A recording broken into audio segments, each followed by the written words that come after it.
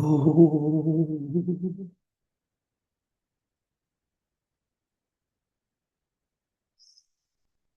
my dear friends, Alhamdulillah, we were listening to this music by Gurdjieff, not a musician, not a thinker, not a philosopher, but a mu'min, a real mu'min in the meaning that he was a creator of a project of universal peace. So we see it through his music, through his writings, that he brings the East and West together in a coexistence, in a co-inhabitance, in beautiful marriage where every world brings its best. And so certainly, I mean, at least in my view of the history, Gurdjieff was one of Al-Mu'minun that Al-Quran Al-Kareem is describing قَدْ أَفْلَحَ الْمُؤْمِنُونَ. Those people who were really working for something to last, for something to grow. Welcome, my dear friends, and I feel so blessed that I am able to not miss this appointment today. I mean, yesterday at this time I was bedridden, but Alhamdulillah, I'm able to be giving this presentation today. And this presentation that births from the presentation of last week. And as you can see, all these names, ontologically speaking, are birthing from one is birthing from the other. One is the son of the other, if you want. So we saw that how Ar-Rahim is birthing from the Rahim, from the womb of Ar-Rahman, and that how Al-Malik, ontologically speaking, resulted. It became a need to come after Ar-Rahim, and then after Al-Malik we need Quddusiyya, then Al-Quddus came, and then after Al-Quddusiyya to be completed As-Salam came, and after As-Salam, ontologically speaking, to continue this divine evolution. I made that statement. Some people got shocked and I said, God is evolving. Of course. I mean, what are the 99 names of God if it is not the evolution, if it is not the divine evolution?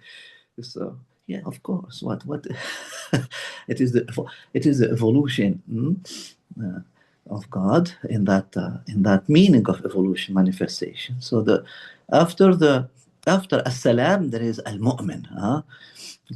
Don't stagnate in As-Salam. That As-Salam becomes Iman. So Bismillah, let us start. Al-Mu'min, as I translated, the unity of trust, the force of reliability, and responsibility. Now, the place of the name, again, we are still in the first place where all the majority of the divine names were recited one after the other, which is Surah Al-Hashr 59, verse 23. And in the order, we have Al-Malik, the sovereignty of order and reality. Al-Quddus, the purification of essence from distortion. As-Salam, the restoration of wholeness and peace. What's needed now? Ontologically speaking, philosophically speaking, you are evolving now. You are growing spiritually. Now you restored your wholeness and peace. Are you going to stay there? What are you going to do? Now you have restored your integrity and your wholeness and peace. You're good. What? Now Al-Mu'min, the securing of existence. The securing of existence through trust. After peace comes trust, and there is no iman without salam. After peace, of course, comes trust in both meanings. So if you have peace, peace at itself is not the goal. We don't stagnate there. Peace is muqaddima, is a condition, is something that we need to move on to the trust. Trust is what makes people move and do things. Okay. And there is no iman, which is mutual aman, said my security and your security, dialogue of securities, dialogue of peace, my peace and your peace together. There is no iman without salam, without integrity. I cannot have a world peace when some of the nations are broken in pieces and come and sign peace, world peace treaties. I'm broken. I don't have my integrity. I don't have my salam. Okay. If you're not understanding me, because we're still translating salam as peace. And we said salam, you have to erase that. Salam should be translated as wholeness and integrity. It does not translate as peace. Amna translate as peace. Iman, if you want, the closest word to peace is Iman, but Iman is more than peace, it is trust. Amna is peace. Okay? So after integrity and wholeness, after restoration of wholeness and peace, that's as-salam, comes and integrity and self-peace, if you want, after restoration of wholeness and inner peace and integrity. Then comes Al-Iman, Al-Mu'min, which is securing of existence through trust. And let us go to the best part, the part that I enjoy the most, which is the linguistic part, the linguistic root of Amna. Yes, we have, I have on my website, there is a full introduction to Al-Quran. I recommend it really, and if you don't have the means to pay it, you can just send an email and we can send you the link for free, no problem. But I really want some people to take it seriously and watch it and send me feedback, and people who really benefit from it, because I believe that it has a very beautiful content. That's the keys of unlocking the divine word. Yeah, the keys to unlock the divine word, or something like that. I mean, I think it is the only one left on my website now, class that you find on my website. And then the introduction, I'm talking about Aman and the origin of Iman and what's Iman, etc.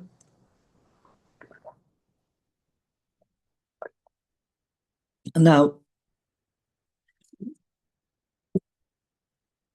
if you go to the root, the dual root, which is of before Aman, what was the word? No. Man. Minna. Man is the dual root, and it is among the deepest Quranic roots and is often misunderstood. Its primary meaning are not mental belief, but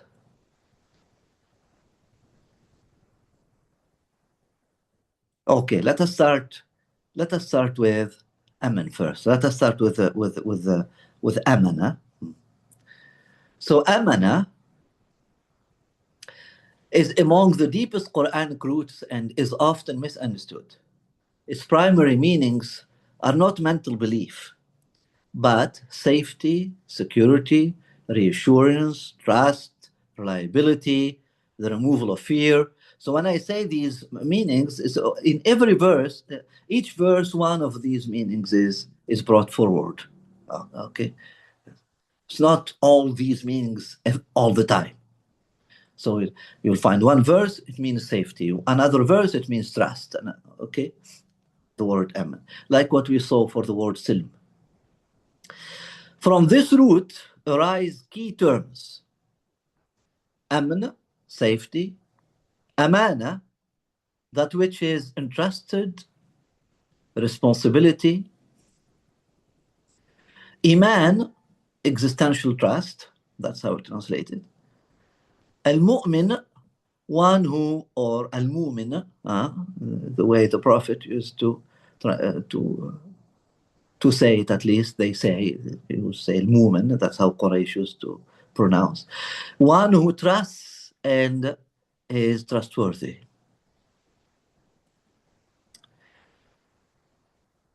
That's the definition. Iman is not then intellectual belief, cannot be reduced to that at all. Iman is ontological security.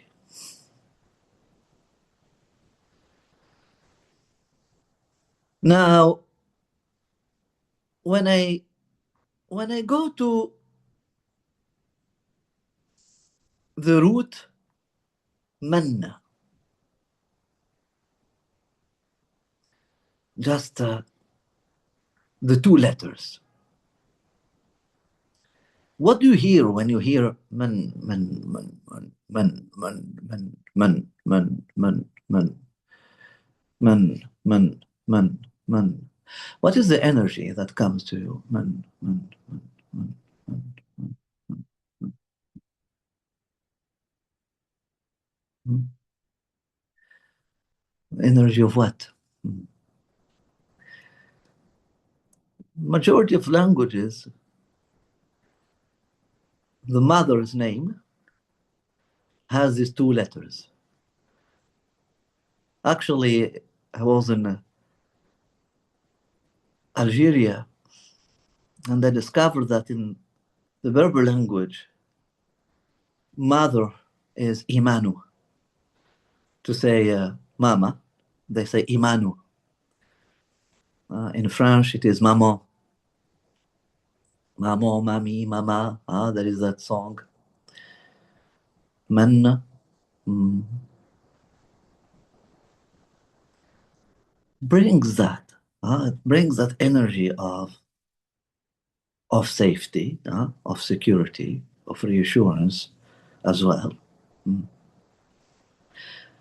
But also, it brings that energy of, I would even say, belonging.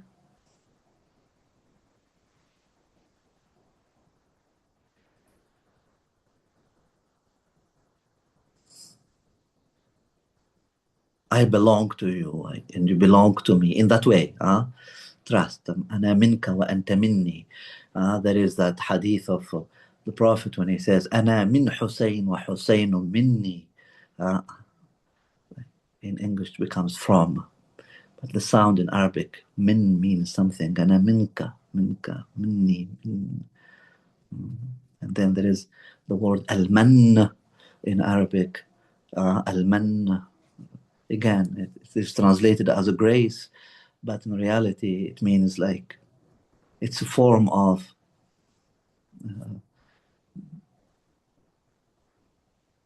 being, of coming from the same source, more than just grace. It's a form of belonging.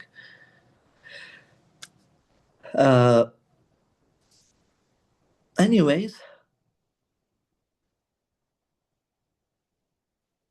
it all concludes to this meaning that we have, that al-Iman cannot be reduced to intellectual belief, and the divine name Al-Mu'min is the best example, because if you want to translate Iman to belief, Then what? Al-Mu'min is the believer. He is believing in what? The God is believing in what? You see, you have the answer right there. So Al-Mu'min as a divine name, God does not believe in anything, cannot be the believer. Rather, he is the one who secures existence, the one who renders reality trustworthy, the one whose presence dissolves fear at its root. God is Al-Mu'min because their presence makes life livable. Ah, the divine presence makes life livable. Without this force, the world would be anxiety producing. Existence would be unbearable. A human consciousness would be paralyzed by fear.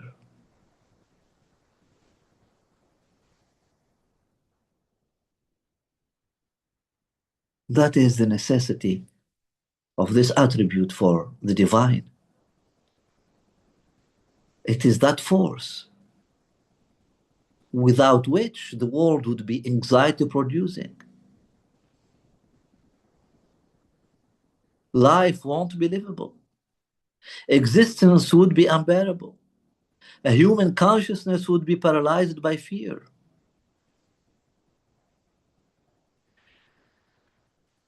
Now, there is a central point. As-salam, the threat is removed. After that comes Al-Mu'min, trust becomes possible.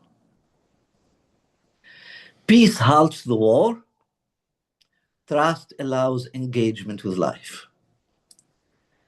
Peace without trust becomes passive stillness. Trust without peace becomes dangerous naivete.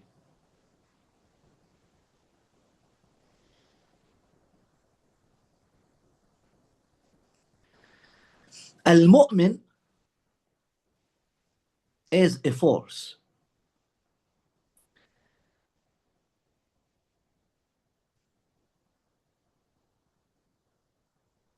And Al-Mu'min is a unity as well, as we mentioned for all the other names.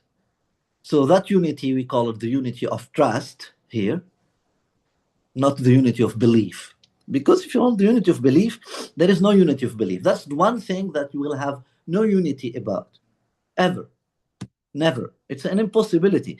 Why? From Al-Quran is telling you that already. But that's not my source, by the way. My source is the intelligence. Al-Quran is confirming. The role of the Quran is not to be the source of truth, by the way. He never said that. Al-Quran never said, I am the source of truth. He said, I am a confirmation. I am a confirmation. مصدقا لما بين يديه. I am a confirmation. But where do you see people believing in the same thing? Never. There is no unity of belief, but there is unity of trust. There is unity of trust. People trust the same category of people everywhere. A person who is trustworthy in China will be trustworthy in a Sadiq Amin in Quraysh will be Sadiq Amin in Beijing. Trustworthy, trustworthy. So there is a unity of trust, first of all. There is a unity of trust that makes people trust in the same way and trust the same profiles and trust the same reality and smell trust, worthiness, and sense it. Okay? Now, as a force, we cannot say force of trust. The force is force of reliability or responsibility. I prefer reliability. The force of reliability together. The force of reliability is the force of Al-Mu'min.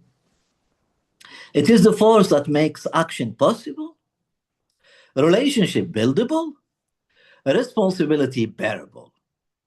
A force that enables the human being to act without paralysis, love without control, commit without absolute guarantees, carry a mission without certainty of outcome.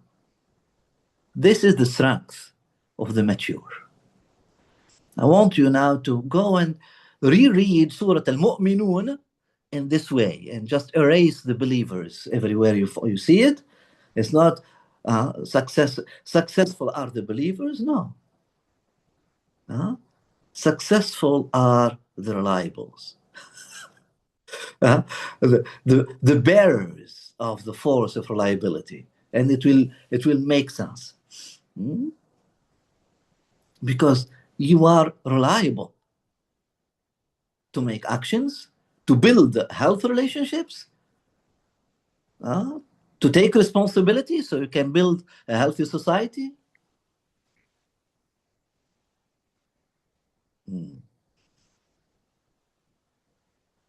In marriage, in family, society, projects.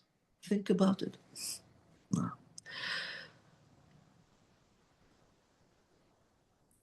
Now, for the human being,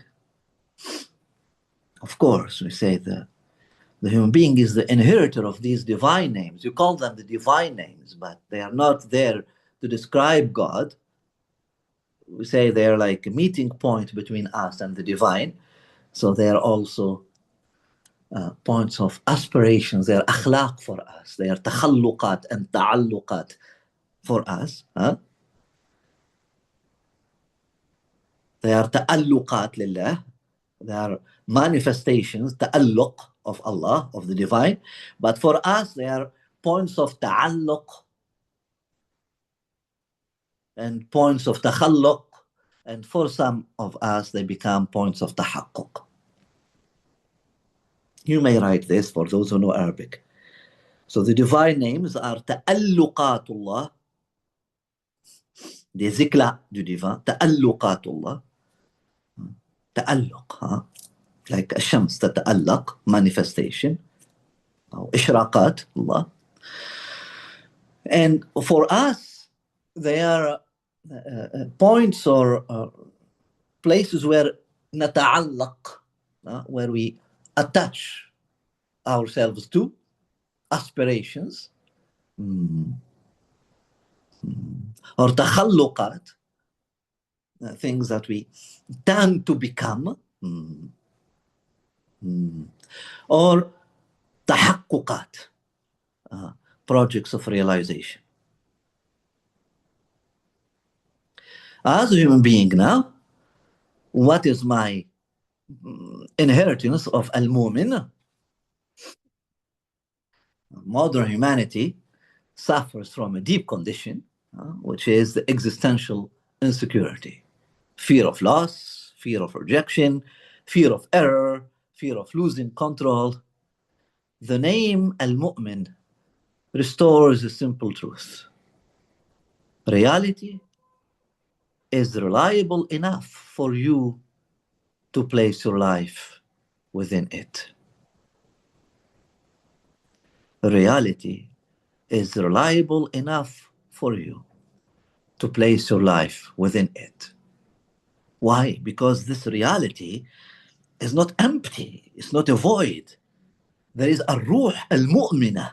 There is ruh al-mu'min in it. There is al-mu'min in it. And ruh al-mu'min is not in some places. It is muhaymin. You will see why the name muhaymin will come after next week. So al-mu'min is not the one who repeats a creed, but the one who dares to live. Because al-iman takes courage, and you need to dare to live. Of course, I said it in the beginning, I repeat it again because that's how I wrote my presentation. Iman is not, again, belief at all. Can't be translated as belief. Described, translated as belief. Belief is mental, not rational, mental projection. Belief seeks proof. Belief hardens. Iman is existential. Iman is commitment. Iman is active trust. We do not believe in God. We entrust ourselves to reality. And we trust the divine reality. From the same root comes the word amana, the entrusted deposit, or the entrusted deposit. And this is decisive. Trust calls forth responsibility. When God secures the human being, he entrusts them with consciousness, freedom, the capacity to choose. The mu'min is not protected from everything, but is considered capable of carrying responsibility. Now, this is now Al-Mu'min as a abd. Al-Mu'min as a abd now, not as God. Now, as the abd, as we said, as the inheritor, is Hamilul Amana, is the bearer of the Amana, of the responsibility of consciousness, freedom, and the capacity to choose. These are heavy things, my friends. Consciousness, freedom, and capacity to choose. You think of just when you come to age, or when you are not 10 anymore, now you are 14, etc., or 16, or now you are behind the wheel for the first time. Consciousness, freedom, capacity to choose. Then you are a mu'min, because you are mu'amman. In Arabic, you are mu'amman. You are bearing, you are given the responsibility. Of course, there is this religious distortion of Iman. For many, Iman has been reduced to an infantile refuge, an escape for thinking, an escape from thinking, I'm sorry, a compensation for fear. Yet, Al-Mu'min does not remove risk. Al-Mu'min removes paralysis. True trust does not abolish the unknown. It allows entry into it without collapse. That's it. True trust does not abolish the unknown. It allows entry into it without collapse, not without risk, without collapse. Because without collapse, it means without losing your integrity. You know, you are taking a risk with full integrity. Al-Mu'min and spiritual maturity.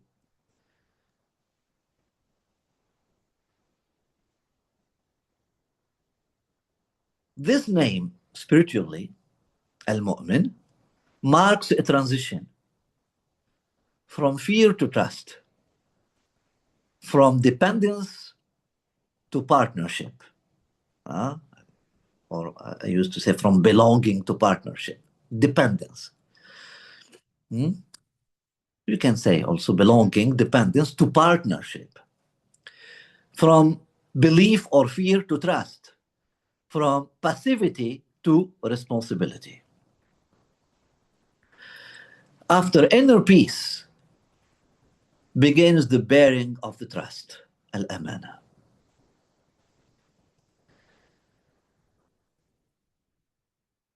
How to invoke al-mu'min? First of all, what is the meaning of it? Part of that meaning that comes to mind is, I consent to trust without total control. It doesn't mean I believe blindly. I consent to trust. I consent to trust without total control. It's not without total understanding, without total control. I consent to carry what has been entrusted to me. I consent to walk without certainty, but without escape. That's amantu billah. That's amantu billah. Amantu bi rasulah is the same thing. I consent to trust the Prophet without total control. I consent to carry what has been entrusted to me. I consent to walk without certainty, but without escape.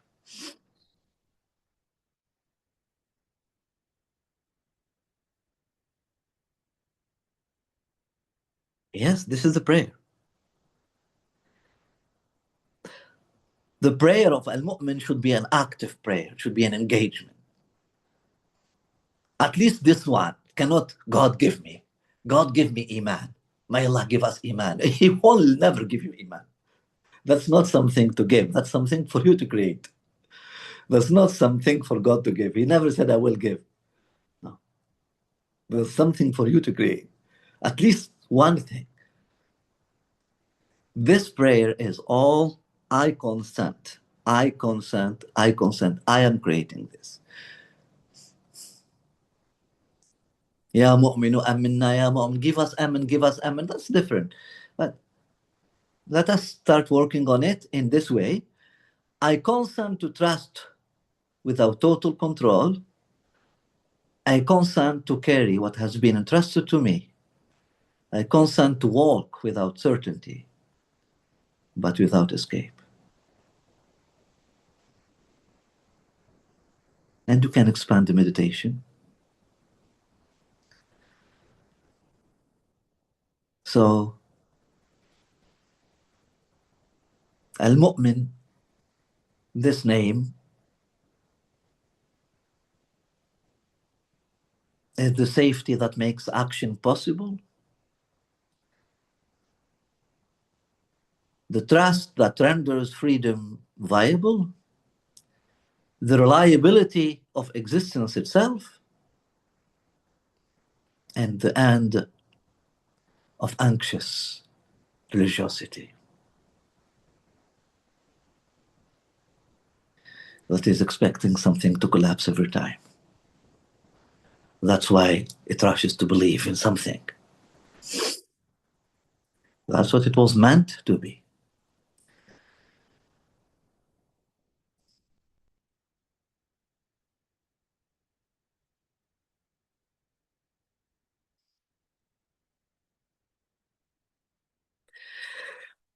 The prayer with Al-Mu'min is not Ya Mu'minu, it is Amantu. Amantu. It is a verb that you are the actor in it. And this is how نذكر اسم Al-Mu'min. It is never through, it is not through Ya Mu'minu. You can, if it's up to you. But the way I suggest the dhikr of Ism Al-Mu'min, the way I understand it, is Amantu. We say Amantu Billah. Amantu Billah. Amantu Billah. Amantu. Amantu Billah. Amantu Billah. Amantu Billah. Amantu Billah. Amantu Billah. Amantu.